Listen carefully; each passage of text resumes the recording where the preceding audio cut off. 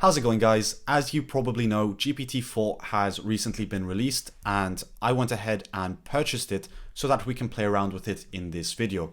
Now we're going to start using GPT-4 more and more throughout our projects because right now the future of development is AI assisted, which means we're going to start learning how to save a lot of time actually using ChatGPT to create our projects.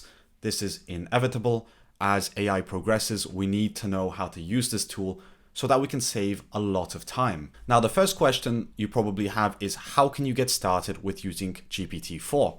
Well, in the free version of ChatGPT, you will not have this option. So you do need to upgrade to ChatGPT Plus because then it's going to give you this drop-down menu where you can easily select GPT-4. Now, the speed of GPT-4 is absolutely awful. You need to wait a long time for a response, but it excels at tasks that require complex instruction and advanced reasoning. So depending on what you're doing, you're going to have to select one of these models. For now, GPT 3.5 should be fine for most of them, but GPT-4 just looks like a lot more fun. So let's tap on that. And right now we have a current cap of 25 messages every 3 hours. I don't know what that's going to change to in the future. They said to expect a lower cap next week as they adjust for demand. Apparently it's very powerful and takes a lot of resources, so they need to keep up with that. But the first thing we're going to try to create, as always, is an increment counter in Python, but we want it to be a good looking increment counter. So let's see what we can do. Can you create a very fancy looking increment counter using tkinter? So we have it built in Python. It should also be able to decrement the total count. Now let's see what this gives us. It's going to take a moment, so I'm going to fast forward for you guys.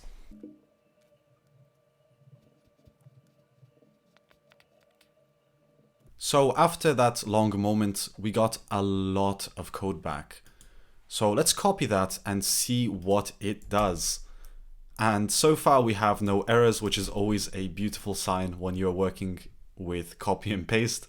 But if we run this, wow, what a beautiful increment and decrement counter.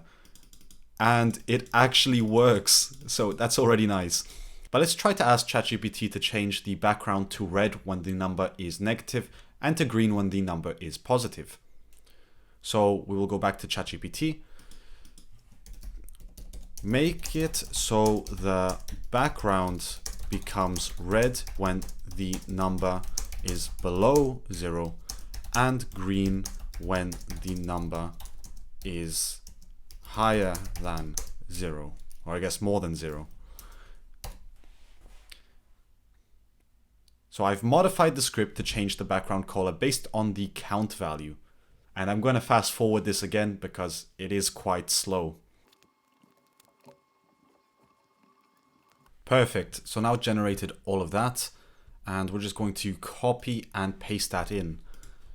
And as always, guys, I really recommend you learn the programming language before using ChatGPT because I can read all of this. I can understand what it's doing, which means if I see something wrong or if I see something that I want to change personally, it's going to be much faster to just go inside here and do it myself.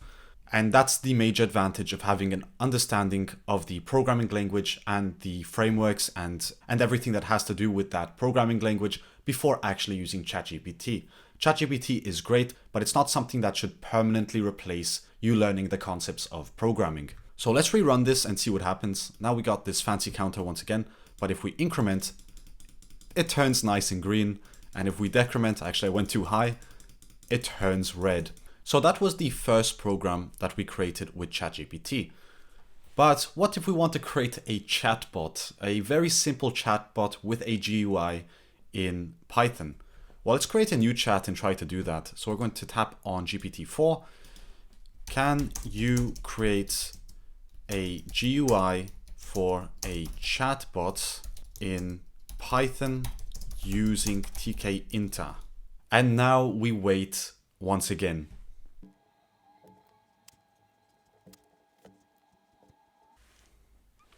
Okay, so we've made it to the bottom, and let's see, this is actually a lot of code. We don't really care about the instructions.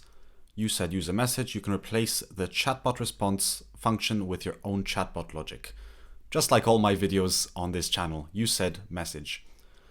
So let's see how we can use that. Let's delete all of this, paste it all inside. Do we have any errors? No, although the formatting is a bit funky.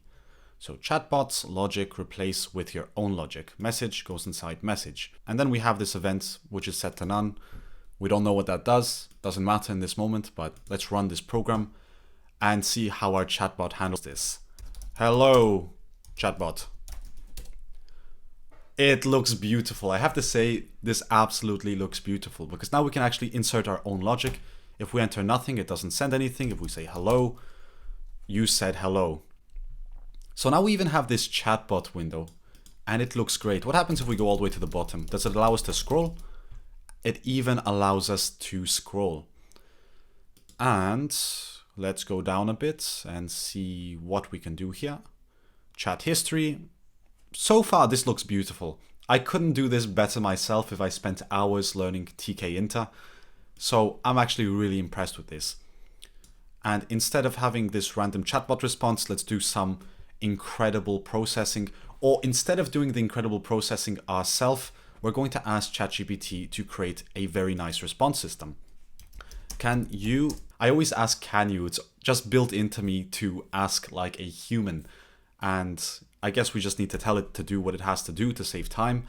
So create a chatbot response system that takes an input and provides an accurate output depending on the user input.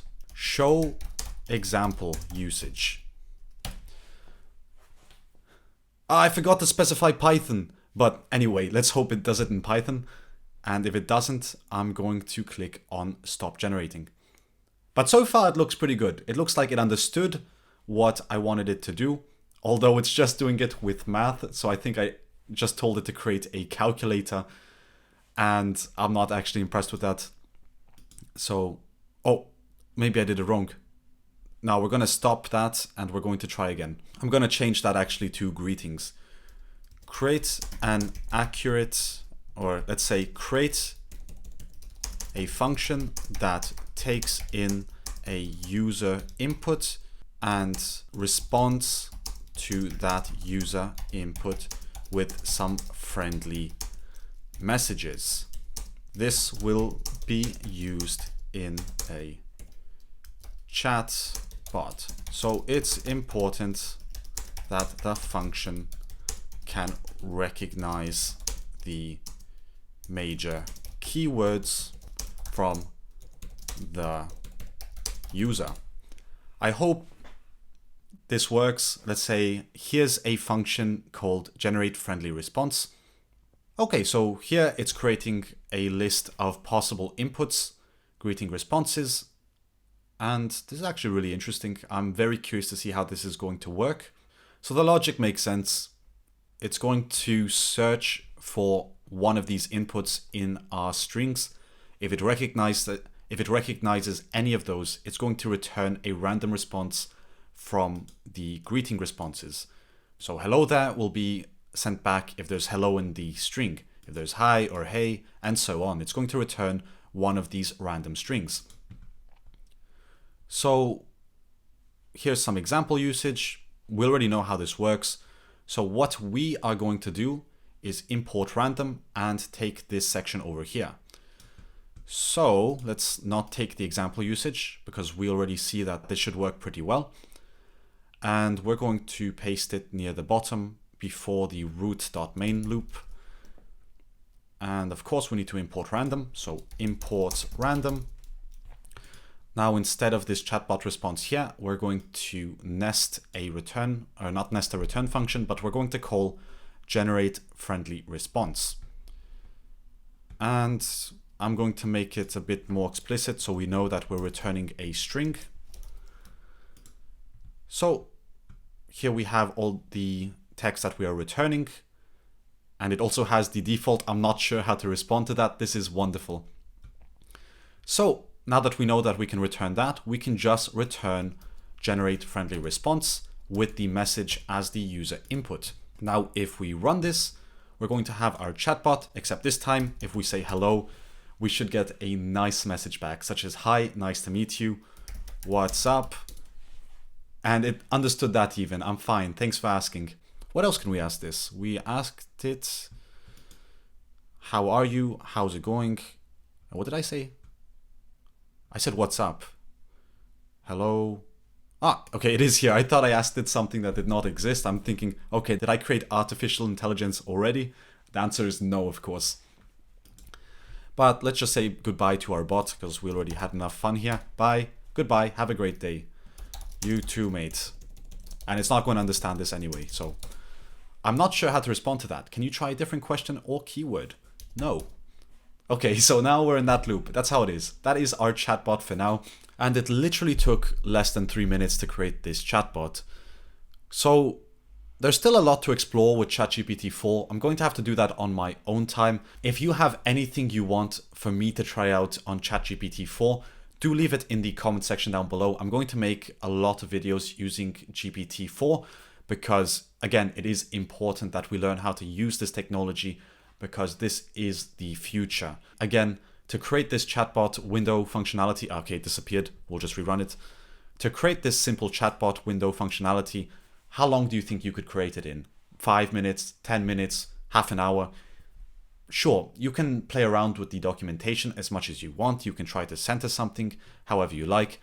But with ChatGPT, I did this in less than 3 minutes. And do you think the customer really cares how much time and effort you put into something? Not at all. They care that you have a beautiful product ready for them. If you can do it fast, they're still going to pay the same amount. And you can even make it cheaper due to how fast you're doing it with ChatGPT. Now, instead of spending an hour to create an application, it's going to take you 5 minutes. So you can make millions of these. And that's just one of the major reasons to get into ChatGPT. Of course, there's a lot of complexities with the more complex apps that might require more experienced developers.